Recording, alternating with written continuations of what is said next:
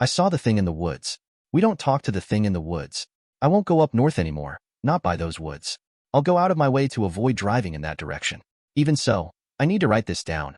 I need a paper trail if I suddenly disappear like Sean. We saw something up there, and I think it saw us, too. Now, I'm terrified it's just waiting for me to come back. I saw the thing in the woods, and I got away from it. At least I thought we did. About 6 months ago, we were gearing up for one hell of a camping weekend out by a secluded lake that our friend James had found. He had said it was off the beaten path and not in any open campgrounds, so the odds of us being disturbed were slim. That meant we could party and enjoy ourselves without needing to worry about other campers. And to top it all off, we'd be near a lake so we could go swimming. There were 5 of us in total: myself, Sean, James, Rick, and our buddy Dylan. We had piled into 2 cars with our camping gear and began the trip north. It was about 3 hours, and James spent most of it talking up the campsite, telling us how awesome it was going to be getting to camp out by a lakeshore, and that we were going to have an awesome time. I hadn't been this excited to do something in a long time. I looked forward to a chance to unwind with some of my closest friends.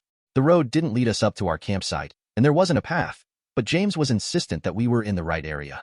So, we gathered our things and followed him in a hike through the woods toward the site. That was when we first noticed that things may have been wrong. As we journeyed through the woods, I had heard Dylan call out to us from behind. When we turned back, we saw he was holding what looked like a rotted old sign. "Says don't talk to it," he observed, staring at the old thing. "Looks pretty ancient, too. Maybe it's like a piece of old settler shit? More likely the rambling of some crazy guy from a long time ago. Heard there were like cults in these parts in the early 1900s. Rick responded. "Oh good, cults," I said, rolling my eyes. "Guys, there are no cults up here. I've been here a few times now and never ran into anything weird. Maybe got close to Mountain Lion once, but they're not going to mess with you if you leave him alone." James didn't seem amused by the conversation that was being had. "The sign's obviously old. We can sit here and speculate about what it was about for the next 6 hours, and we won't be any closer to the campsite. Or we can leave it where we found it and not worry about what some old piece of wood has to say." We all agreed that the sign was a little silly. Maybe it was an old Halloween direction or a relic from some old movie they shot up here. None of us assumed it was some kind of cryptic warning. Warnings should be direct.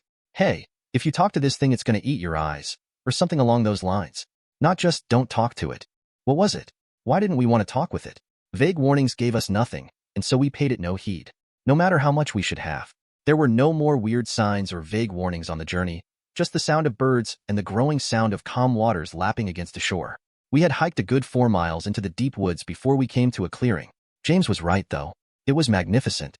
The sun illuminated a grassy field that broke into a sandy shoreline, revealing a crystalline blue lake that shimmered like a diamond in the sun's rays.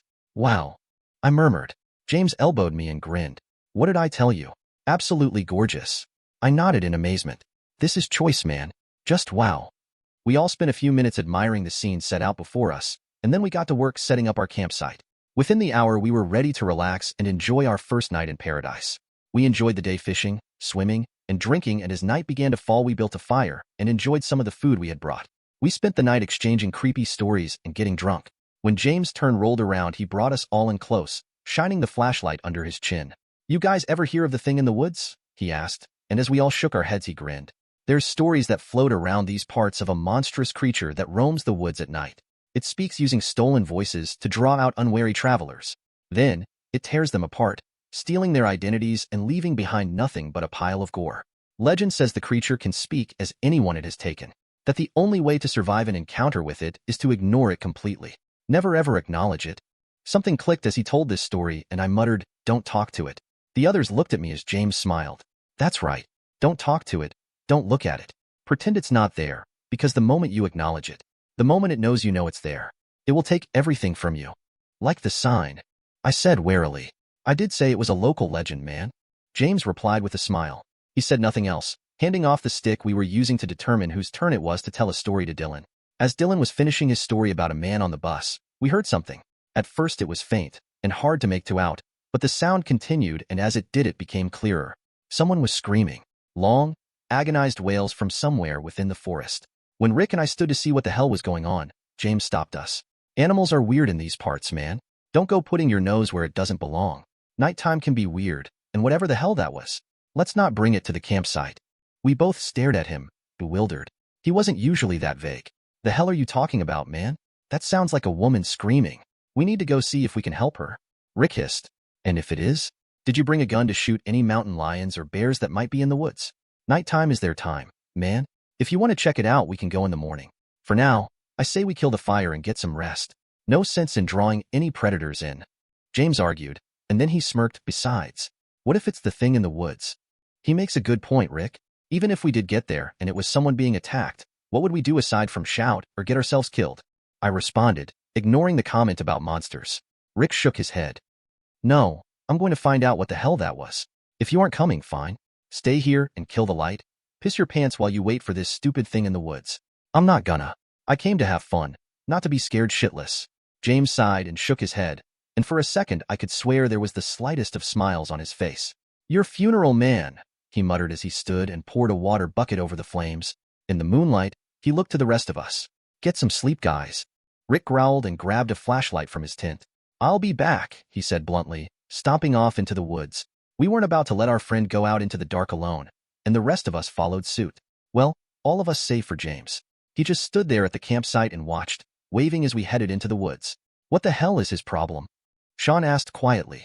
I don't know, I replied softly, looking back over my shoulder, but he told that weird story and now we're hearing things. You think he's trying to pull some kind of elaborate prank? Sean nadie. James has always been kind of weird. You remember when him and Daisy went camping and he came back by himself? Said they broke up and Daisy wasn't coming back? You remember how we all quietly joked he killed her, but we got that call later on saying she was sorry she didn't stop by to say goodbye and that she was moving to California? She said she couldn't be around James anymore, that he did something that really pissed her off. Wonder if he tried to pull this shit with her? I barely remembered that incident, but I wasn't surprised Sean did. He and Daisy were always really close, and he must have been pretty upset that she didn't come by to talk about what had happened. If this is a prank, it's an awful one. I whispered as we trudged through the darkness guided by the beams of our flashlights. Then we heard the scream again, louder and clearer than we had before. Rick burst into a sprint, heading off into the direction of the screams. We followed him, ducking under low branches and jumping over roots. Dylan, Rick, and James were way more athletic than I was, but I did my best to keep up, until my foot snagged a root and I tripped. I hit the ground and stars rocked my vision as my head bounced against a rock. The others didn't notice, at least I didn't think they did, but I heard Sean. At first, he sounded like he was underwater, but as my head cleared I could hear him calling my name more distinctly. Thinking back on it now, hitting my head the way I did probably saved my life. Sean helped me to my feet, and we followed the direction Rick and Dylan and run off to, a lot more cautiously than we had been before. We arrived at what I could only assume was the site of the screaming, and we found Rick and Dylan. We found what was left of them, and we saw it. It was a campsite, the fire still smoldering and the tents thrown against trees, their frames bent and the canvas torn. There was a faint wet shimmer on the trees and all over the ground. I had assumed it was blood. As I took in the carnage, there was something else that I noticed. There was no sound, no insects chirping, no leaves rustling, just the occasional crackle from the fire. The world around this place was eerily still, but then something caught my eye just a few feet into the treeline. There, standing over what I can only describe as the viscera that was once my friend's, was a creature. It hunched over what was left of them, picking through pieces of gore. Its form looked as though it was made of gnarled and twisted branches woven together to form this weird facsimile of a body. Its face was like a skull carved from bark without a lower jaw, and as it held pieces of gore into the moonlight I could see the twisted, empty hollows that were its eyes. I wanted to gasp, to scream at the sight of the thing, but Sean's hand quickly shot to my shoulder and started to pull me away. The snapping twig had to be the loudest thing I had ever heard. The creature's eyeless gaze shot into the trees and saw it speak, mouthlessly. Hey, who is that? Who's out there? Sean. It spoke with Rick's voice. Hey bro, it's fine. Come here real quick. I got something I want to show ya. Run. Sean whispered. Run to the cars. I watched as Sean did a full about face and broke into a sprint, and I followed close behind. We bolted through the darkness of the forest, in what we had both assumed was the direction of the road. Branches whipped against my exposed skin, scratching and tearing into my flesh as I imagined what those claw-like branches of the thing would do to me. My chest burned and heaved as I spared a glance over my shoulder. I wish I didn't. It was following us, silently. It was sprinting after us on all fours, but its footfalls made no noise. Don't run, man. Hey, it's gonna be all right. It called to us in Dylan's voice. I rasped, focusing my attention back into the darkness, pushing my burning muscles to the brink. I wanted to fall over. Every part of me screamed to just give up and let this thing take me, but I pushed forward. I was rewarded with the sight of a break in the treeline. Come play. Come be with us. A child's voice called to me. Stop being such a coward. It was a woman's voice, vaguely familiar. I burst from the treeline and threw open my car door. Sean dove into the passenger seat. I got the engine started, just as the thing burst from the treeline. It furiously raised one of its gnarled claws and swiped at my car door. The vehicle crunched as the steel caved and its claws tore through the metal, but the door remained. I slammed on the gas and sped away. The creature roared in frustration, thousands of voices crying out in rage. No. Come back. Come back and be a part of us. I barreled down the highway as fast as my car would go, adrenaline pushing me forward. Every time I glanced in the mirror, I expected the thing to be following, but it wasn't. I sped to the nearest town, and we immediately went to the police. We didn't expect them to believe us, but they took one look at us and at my car, and they told me they'd take a look first thing in the morning, that it was dangerous to go out poking through the woods in the middle of the night. There was nothing we could do to convince them to go earlier. They seemed adamant about going the morning, claiming it would be safer for everyone. Did they know? Did they know about the thing? The next morning, a squad of officers left to investigate the place we had described. They returned late in the afternoon. There was a grimness in their faces, like they had seen something terrible. They told us about the campsite that we had found, and of all the blood. They chalked it up to an animal attack, claiming there was no way anything human could do that sort of damage. When we asked about James, they all looked at each other and shook their heads. They couldn't find any sign of him, and his car was gone. The only reason they were able to figure out where we had been were the skid marks and the damage to the trailing. We drove home after I got checked out by a doctor for my head. I swore to myself that I'd never go back up there, that whatever the hell that thing was could have its territory. Sean was different, though. He told me he was going to find James, said he was going to figure out why James knew so much about this thing and why he brought us up there in the first place. 2 months ago, Sean called me, saying he got a message from James. He said James told him he could come to talk to him in the place where it all began. I begged him not to go, pleaded with him to stay away from that place, but he told me he was going to expose James and everything he had done. That was 2 months ago, and I didn't hear from Sean again. Not until last week, when I got a manila envelope with a collection of recordings that he had made. There was a note, but only one thing was written: watch, listen. No one's allowed to look at my brother when he eats. I never thought it was weird. It was the same as Dad going to work every day and Mom cooking dinner every night. Just, Maddie always ate upstairs. Mom made sure everyone at the table had a full serving before she got to work on Maddie's plate. She would load it with supersized portions of whatever was for dinner plus leftovers from last night. By the time it was ready, the mountain of food would put Dad's appetite to shame. The night after my 8th birthday, Mom's arms shook carrying Maddie's dinner. She teetered across the kitchen with a serving plate, the one we use for appetizers when we have guests. 3 hamburgers, 2 chicken breasts, egg salad, at least a half dozen corn dogs, and a pile of potatoes. Squeezed next to that were pork chops, meatballs, shrimp fried rice in a Tupperware, and a full mixing bowl of mac and cheese. Do you need help, honey? Mom shook her head, finding her balance on the stairs. Oh no, Mama's got it. Maddie's not feeling well today. Don't stuff him now. I turned to Dad. Frankly, I was in a bad mood. Maddie hadn't wished me a happy birthday yet. In fact, he hadn't come out of his room all day yesterday. He was 2 years older than me, and our sibling rivalry ran deep. Why does Maddie need that much food? What if I'm still hungry? Why doesn't he just come down and eat it here? He's a growing boy, you know.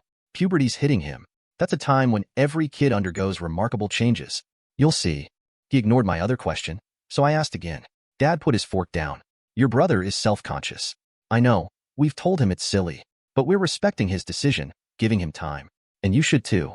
He's your big brother, but he doesn't have one. What he's going through can be scary. I crossed my arms. Sounds like a big baby. Enough. His voice cut through me. He spoke through his teeth. Apologize. I mumbled under my breath. Excuse me? I'm sorry.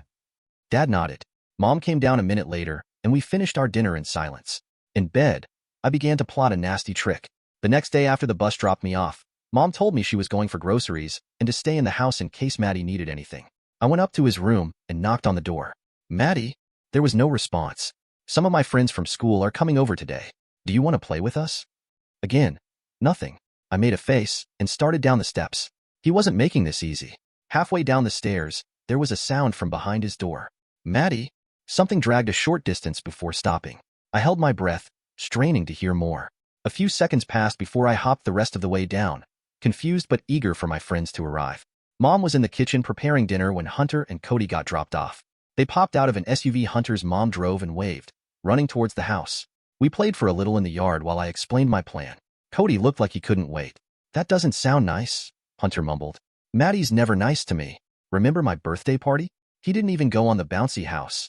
Cody piped up, yeah. We're not gonna hurt him, Hunter. A few more minutes was all it took to convince him. Then, dinner was ready. Mom tiptoed around the table, dispensing slices of brisket and spoonfuls of pasta with gravy and Italian bread. Cody and Hunter dug in immediately, in a few seconds vaporizing half their plate. I made sure to eat fast too, but kept an eye on Mom. She always put a lot of care into Maddie's plate. After she was finished, up she went. When she returned to the kitchen, there was nothing on our plates. Wow, you boys are hungry. Not anymore, I said, patting my stomach. Careful, Dad laughed. If you eat like that, you'll get sick. Hemph. I crossed my arms and scooted off my chair. Come on, guys, let's play in my room. All right, just don't bother Maddie while he's eating. We hid our smiles. We made sure our footsteps could be heard from downstairs, walking into my room and loudly closed the door. Then, tiptoeing, we crept out of my room, down the hallway, until we were in front of Maddie's door. I'm still hungry, Cody giggled through his hands. Essay. I knocked quietly. Hello? Maddie? Silence. Can I come in? Hunter began, pointing insistently back towards my room. I waved him off. Maddie, it's just me. My friends left. 10 seconds trudged by. Cody looked disappointed. Something hot began to well up in my chest. It wasn't anger. Maybe jealousy? I put my hand on the doorknob. I got A's in all my classes, and Mom and Dad would pat me on the head before mentioning how Maddie used to get a +S. Every day at school, the teachers always asked, "How's Maddie doing?" I was the one who loved our dog, Archie. The one we had to give away because he never stopped barking at Maddie's door. He doesn't play sports. He doesn't have any friends. He doesn't even go to school. He never comes out of his room. He was a good-for-nothing older brother. No, it was hate. I hated Maddie. I pushed the door open. Immediately, a vile smell hit our nose, causing Hunter to gag. The curtains were drawn tight around the windows, casting a gloom over the mess inside. Broken toys, shredded notebooks, overturned chairs, and even some broken glass. A cooking program for children played on a small TV, its volume just loud enough to hear over a rickety desk fan. Who's ready to welcome our guests for this episode? The fan could only do so much, though. Remains of food stained everything in the room. You couldn't step anywhere to avoid the mold covering the floor. Bits of meat clung to the screen of the television, red sauce smeared the wall, and there was a large stain on the sheets of the bed. Hunter tapped my shoulder. This is gross. I want to go back. Your brother is nasty, Cody proclaimed. He stepped meticulously into the room, leaving Hunter and I by the door, using the toys like you would stones to cross a river. He jumped onto the bed and recoiled. It's wet. We should leave, Hunter begged. And what's your name, sweetie? The TV whispered. I searched the room with my eyes. It was my first time inside in years. I remember when me and Maddie used to be inseparable. I may have hated him, but it had been so long since I'd seen him. I'm Emily. Cody bounced on a dry part of the bed, laughing. So, where's the good food? Hold on, I said. Maddie? Why, Emily? You look good enough to eat. It was just unfortunate when Maddie's accident happened. When I thought about it, I don't think I've actually seen him since that field trip. Mom and Dad would show me recent pictures and videos of him, but I can't tell if he looks older or not. It was partly my fault. I was distracted with all the gifts Mom and Dad got me afterward. They treated me with some of the money they got from the stem cell lab in court. Maddie's accident was all their fault, Mom and Dad said. Something shifted from the far side of the room. Cody's face lost its color. Cody, let's go. When his feet hit the ground, a pale hand darted from beneath the bed. Cody tumbled to the floor, shrieking. Help! Cody squealed.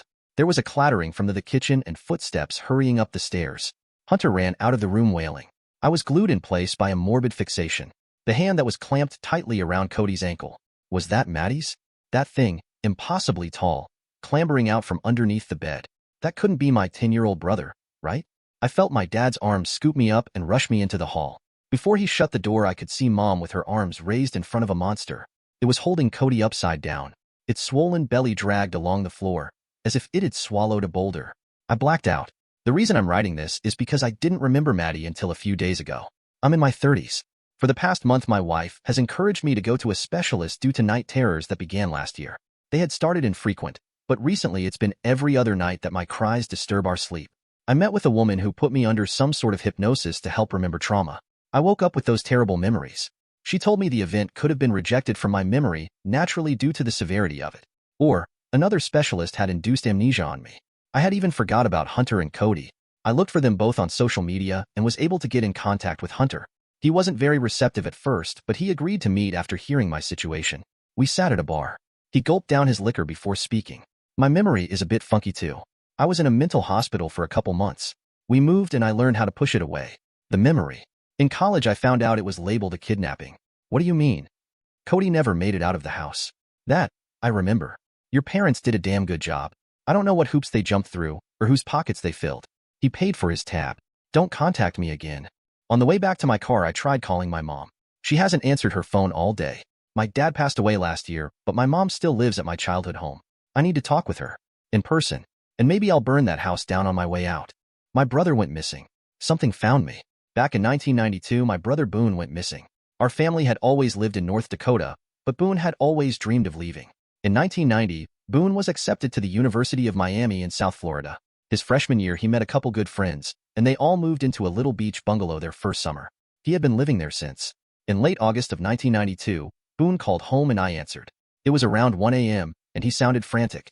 He said the hurricane that was about to hit was going to be bad, and that he was leaving to come home.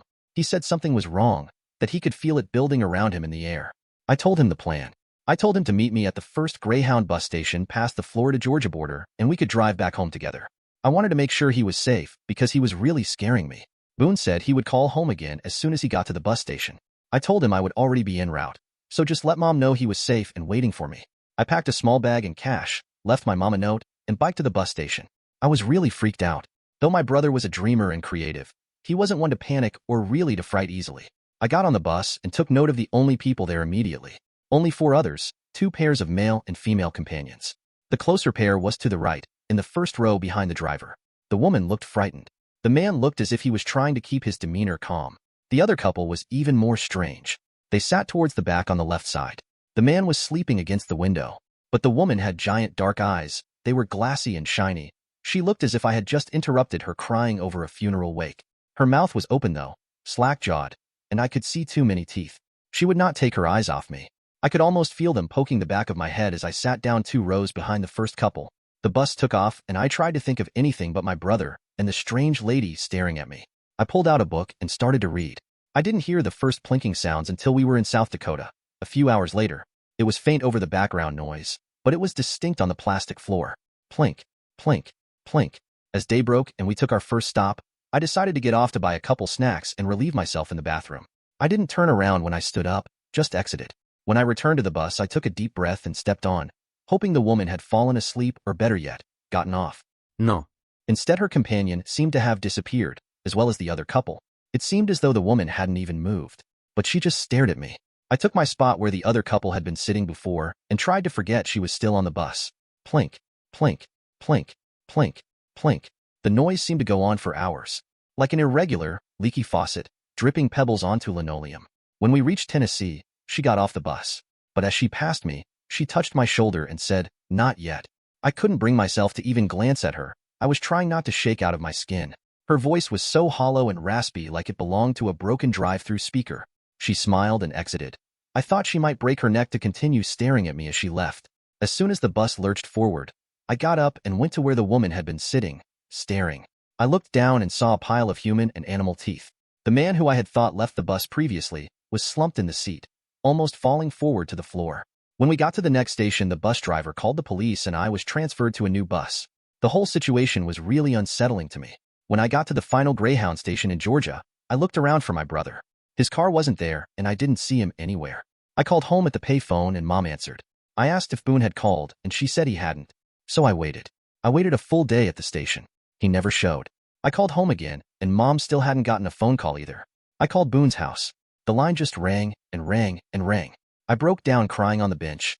I got back home and Mom told me some of the news she had seen. Hurricane Andrew had swept through South Florida and ravaged the state. There were deaths and many reported missing. My mom called the school when it reopened for classes to see if Boone had shown up, to which they told us no. We called the police and filed a missing persons report. My mom and I went down to Florida together the next week to help in searching for Boone and the others, including his roommates. We never found anyone or Boone.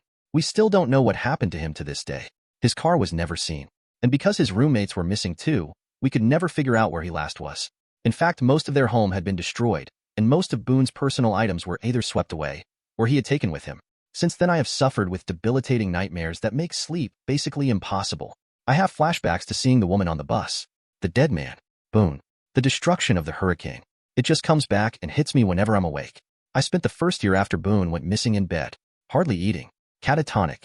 But as time marched on, the images and nightmares slowly, and I mean slowly, started to fade, and I could begin to recall the better times I had shared with Boone.